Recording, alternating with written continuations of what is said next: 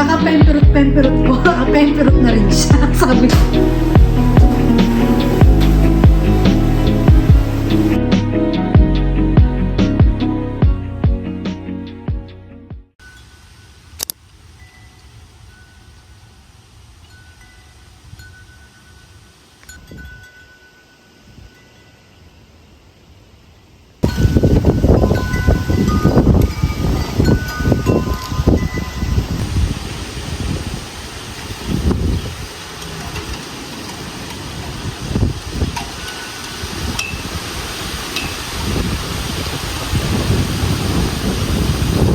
Good morning mga kachupa at welcome back again at kagigising ko lang for today's video. So for today, magsasaing tayo at titikman natin ang tapang niluto. Siguro masarap na yun kasi nakamarinade na. Ang aking pusa medyo gutom na kaya lang nilugasan ko yung kanyang plato para malinis naman bago ko siya bigyan ng cat food. Kagigising ko lang, magdadasal muna ako bago ko mag-start ng araw ngayon. Ang aking alagang pusa, medyo maanipin. Nagugutom na kasi to at pero bago ko siya natulog, bago ako natulog, nilagyan ko ng cat food ang kanyang pagkainan. So, itong gusto ko rito, lagi akong nilalambing naman ng batang ire. So, bago kita pakainin, i-anin ko muna yung kama natin. Aayusin ko muna, ha? Hi, Chupa! Hi! Natutuwa ako sa aking alaga. So, kakatapos ko lang mag-toothbrush, mag-ilamos. At ngayon, magtupi tayo at para gumanggaan naman at pakiramdam. Medyo malamig ngayon. Ang temperature namin is nasa, kalimutan ko na yun. Basta, nasa ano siya, 19, mga ganun. Medyo malamig.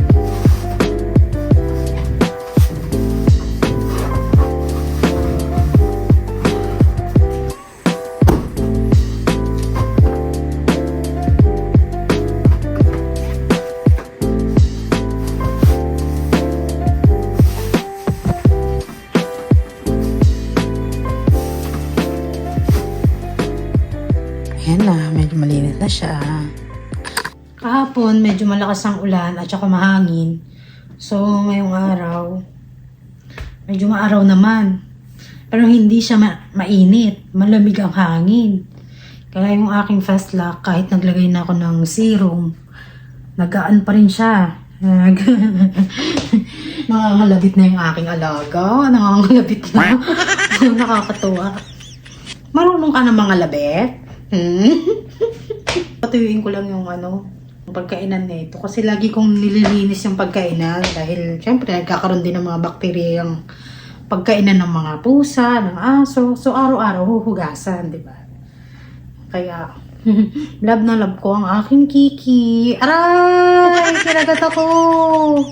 Pero yung kagat na pakeme lang. Ito pagka inaano ko to, natawag ko dito, pemperut. Ano yun? Pemperut? One time. Yung asawa ko, kakaganon ko. Pemperut.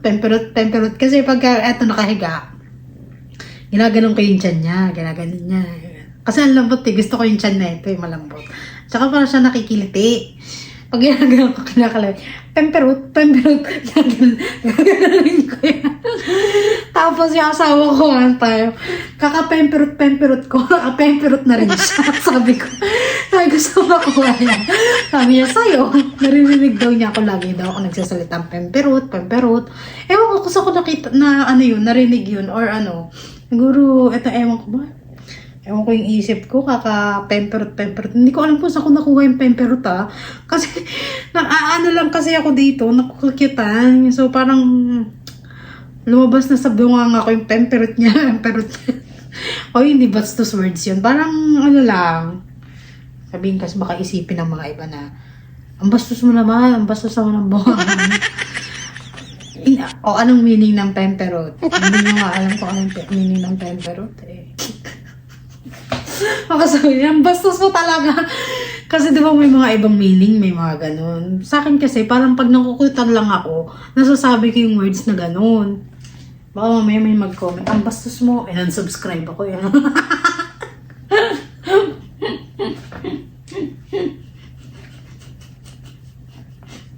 Gigigil ako. Hugasan ko na yung kanilang pagkainan. Punasan natin. Wala naman bago natin ilagay doon. Malinis naman. Hindi naman nakakahiya. Kay Kiki. Ang ganda nang nabili namin pagkainan niya. Kasi ano siya, sabi ito, pang matagalan talaga oh. Naka-silicone. Nakakatawa. Buti ito yung pinili ko, pang matagalan talaga siya. At saka hindi siya pwedeng kumain ng marami kasi ganito lang yung kainan niya oh. Kaya napipilitan siya mag-diet. Social tong aking alaga eh. Alam kong tubig, mineral. Sabi na, social ang mga alaga mo. Yum na talaga. Sabihin sa akin, ano.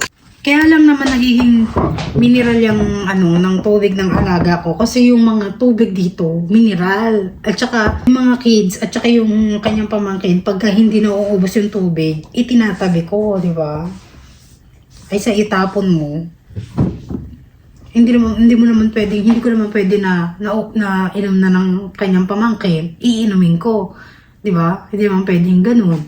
So, ang nangyayari, pinahiinom ko na lang sa alaga kong pusa. So, pakainin na natin ang alaga ko.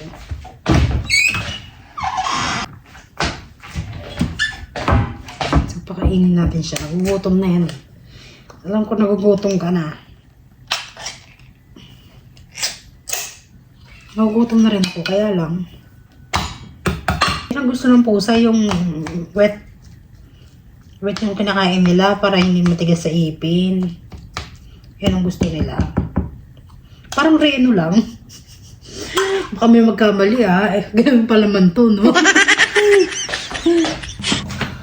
Ayan. So, ito yung tubig na natitira ng mga bisita rito. O kaya yung mga nakatira rito. Kung ako lang masusunod ako, hindi ko pwedeng ipagtatapon yung mga ganito karaming mineral. Dahil may rin to, mahal ang mineral. For me, ayan. Makain na siya. Ayan. Magsaing tayo.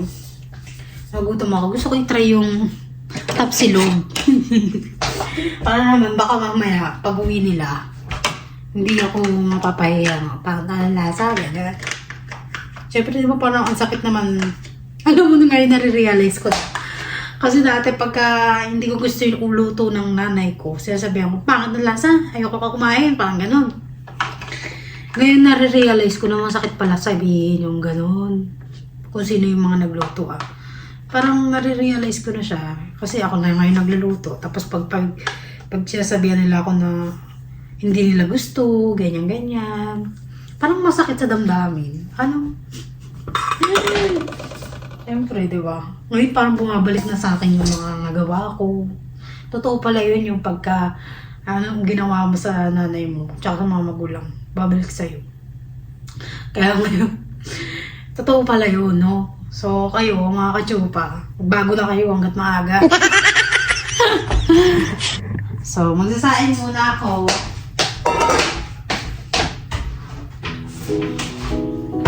Isasangat ko tong aming kanin pagka nagsaing ako. para mas lalong masarap. 4 kasi magsasangag ako baka mamaya masarap at sila sangag. Diba?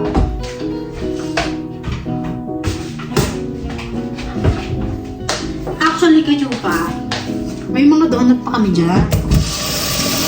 Ang dami talaga nasasayang dito. Sabi ko sa aking asawa, ibigay ang donut sa anak niya. Dahil wala namang kakain. Ang kanyang pamangkin, hindi naman mahilig sa matatamis. Hindi na rin ako mahilig sa matatamis. Kumbaga, bumili lang siya para tikman. Eh, yung isang box na yun, hindi namin ako eh, kung ano yan, kung Jayco, kaya ano yan, Krispy Kreme, ubus yan dito. Sarap kasi yung mga ganun. Pero yung donut na nabili namin, parang bakery, ano lang siya. Ayan, hugas na tayo ng bigyan. Kahapon hindi ako nagsaing, hindi na ako nagluto.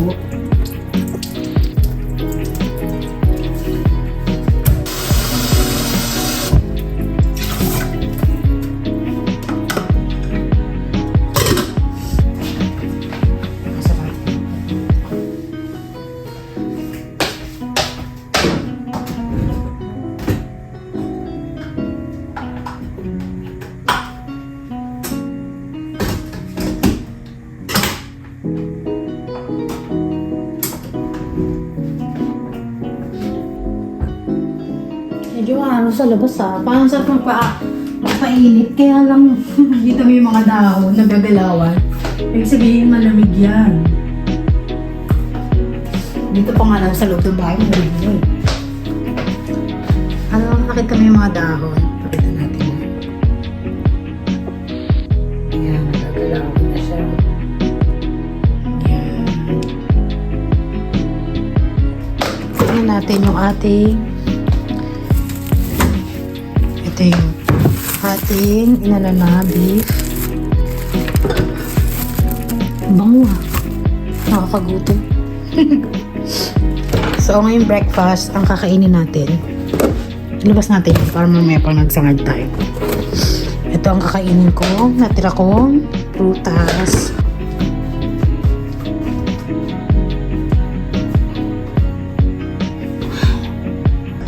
Good spirit, good luck. Didn't allow to touch your hand. Yeah, no. Good luck.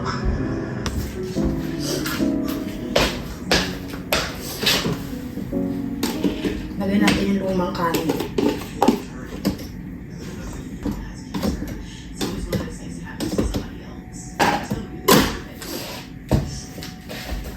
So now, luto na ang ating sinaing. Magluto na tayo ng itlog.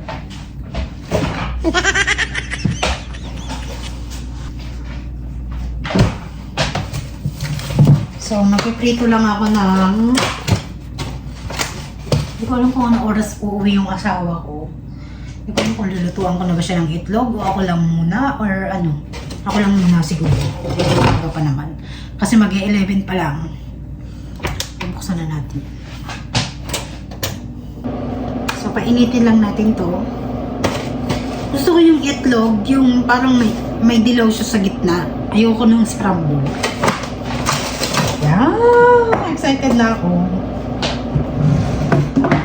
So, after natin lutuin itong tata, magsasahag naman tayo ng kanin.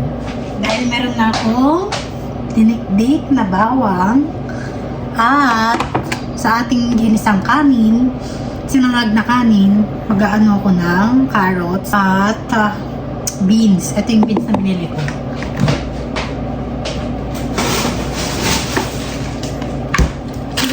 Kalahati lang nito kasi bumili ako nito kasi gusto kong magluto ng empanada. So ayan, medyo uminit na yung kalan natin. So nilalagay rin to pagka nagsasangag ka ng kanin, ganyan. Wala kaming corn. Okay lang yan. So dito na tayo. So uwi ang aking asawa mga alas 4 pa. So medyo matagal-tagal pa. So pwede pa ako magluto later.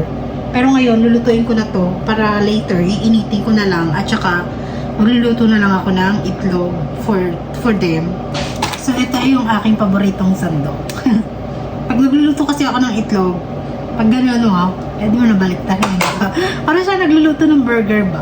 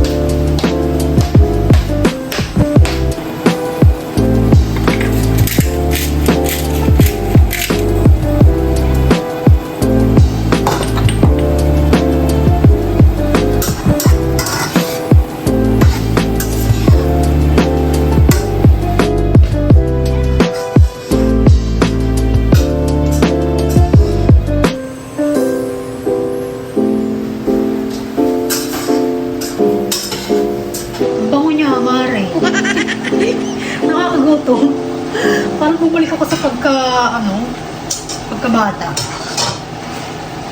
Kasi ang tagal ko nang hindi kumakain ng tapa. First time ko to gawin. So, titignan natin kung masarap. Ang dami mo kasi nilagay na bawang. Tapos, nilagyan ko ng suka, toyo, ganyan. Nangangamoy talaga siya. Aroma.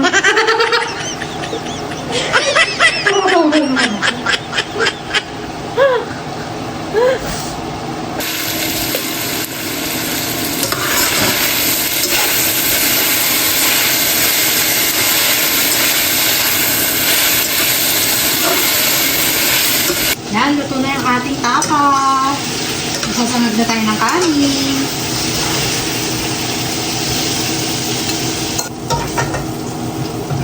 Sa pagkasangag, gagamit tayo ng mantika, ng butter.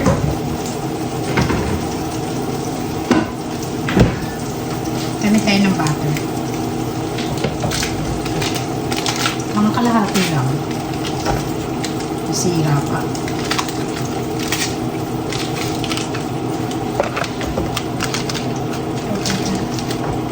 Yan.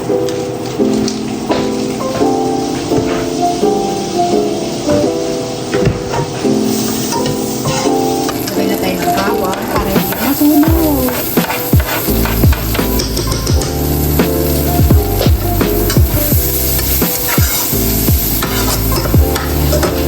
Lagay na natin yung ating carrots.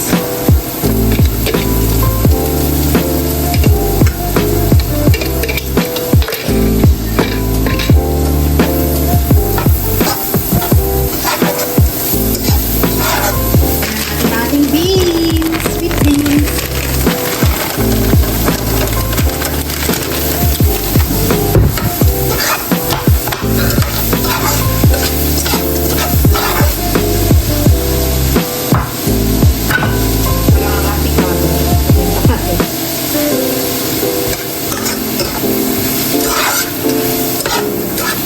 Of course, lalagyan natin siya ng itlog.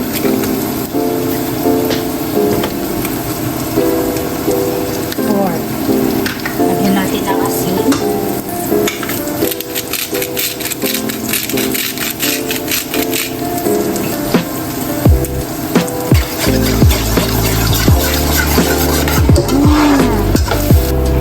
Ayan, maglagay na tayo ng rice.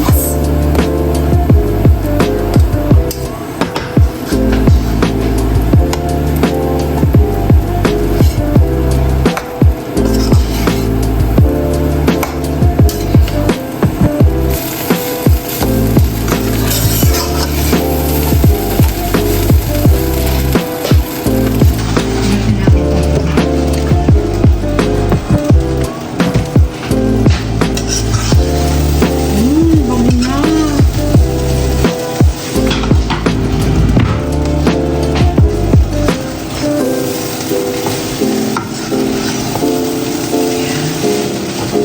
Para lalo maduro.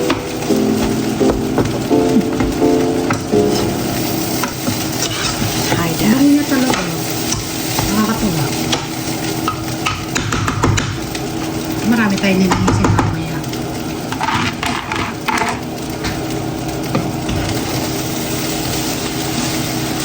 Craving satisfied! Yay! Ganito ko pag nag-crave ako, gusto kong lutuin or gusto kong malaman kung paano gawin, diba? Kasi dito nga sa aming lugar, lahat ng crave ko, wala rito. Tikman natin.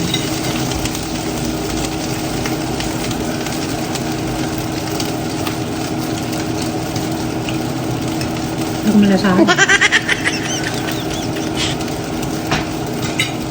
Bigyan ko ng toyo. Kaunti lang naman na toyo. Para magkakulay lang naman siya.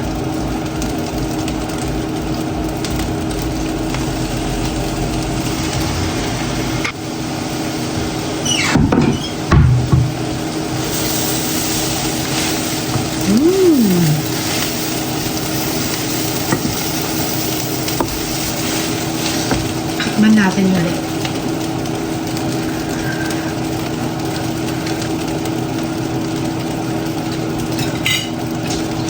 Tapos talaga yung dairy cream. Kaparami yata ang dairy cream ko.